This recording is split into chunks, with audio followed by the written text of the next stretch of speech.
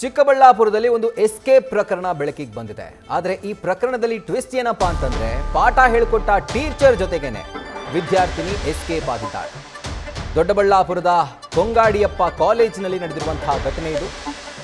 45 ವರ್ಷದ ಪ್ರವೀಣ್ ಈತನ ಜೊತೆ ಬಿಎಸ್ಸಿ ವಿದ್ಯಾರ್ಥಿನಿ ಎಸ್ಕೇಪ್ ಆಗಿದ್ದಾಳೆ. 15 ವರ್ಷಗಳಿಂದ ಕನ್ನಡ ಪ್ರಾಧ್ಯಾಪಕನಾಗಿ ಪ್ರವೀಣ್ ಸೇವೆಯನ್ನು ಸಲ್ಲಿಸ್ತಾ ಇದ್ದ.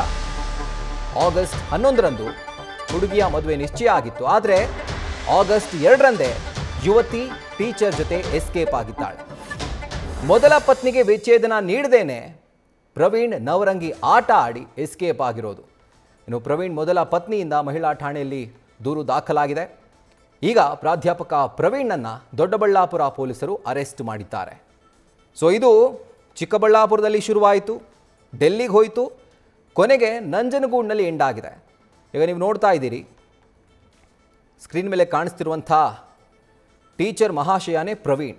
ಈತ 15 ವರ್ಷಗಳಿಂದ ಆ ಕಾಲೇಜಿನಲ್ಲಿ ಕನ್ನಡ ಪ್ರಾಧ್ಯಾಪಕರಾಗಿ ಸೇವೆಯನ್ನು ಸಲ್ಲಿಸ್ತಾ ಇದ್ದ. ಆದರೆ BSc ಓದ್ತಿರುವಂಥ ವಿದ್ಯಾರ್ಥಿನಿಗೆ ಪಾಠ ಹೇಳ್ಕೊಡುವಂಥ ಜೊತೆಗೆ ಲವ್ ಪಾಠ ಕೂಡ ಮಾಡಿ ಆಕೆಯ ಜೊತೆನೇ ಎಸ್ಕೇಪ್ ಆಗಿದ್ದಾನೆ. ಎಸ್ಕೇಪ್ ಆದಮೇಲೆ ಪೊಲೀಸರು ಸುಮ್ಮನೆ ಬಿಡ್ತಾರಾ? ಅದು ಕೂಡ ಈ ರೀತಿ ಅಕ್ರಮವಾಗಿ ಹುಡುಗಿನ ಕಿಡ್ನಾಪ್ ಮಾಡ್ಕೊಂಡು ಹೋದಂತಹ ಸಂದರ್ಭದಲ್ಲಿ ಈತನನ್ನು ಈಗ ಪೊಲೀಸರು ಹೆಡೆಮುರಿ ಕಟ್ಟಿದ್ದಾರೆ. ಮೊದಲ ಪತ್ನಿಗೆ ವಿಚ್ಛೇದನ ನೀಡದೇನೆ ಈತ ತನ್ನ ಸ್ಟೂಡೆಂಟ್ ಜೊತೆ ಎಸ್ಕೇಪ್ ಆಗಿರೋದ್ರಿಂದ ಆತನ ಮೊದಲ ಪತ್ನಿ ಪೊಲೀಸ್ ಠಾಣೆಗೆ ಹೋಗಿ ಮಹಿಳಾ ಠಾಣೆಯಲ್ಲಿ ದೂರು ದಾಖಲು ಮಾಡಿದ್ಲು. ಈಗ ಪೊಲೀಸರು ದೂರನ್ನು ದಾಖಲಿಸಿಕೊಂಡ ನಂತರ ಈತನನ್ನು ಹುಡುಕಿ ಕೊನೆಗೂ ಅರೆಸ್ಟ್ ಮಾಡಿದ್ದಾರೆ.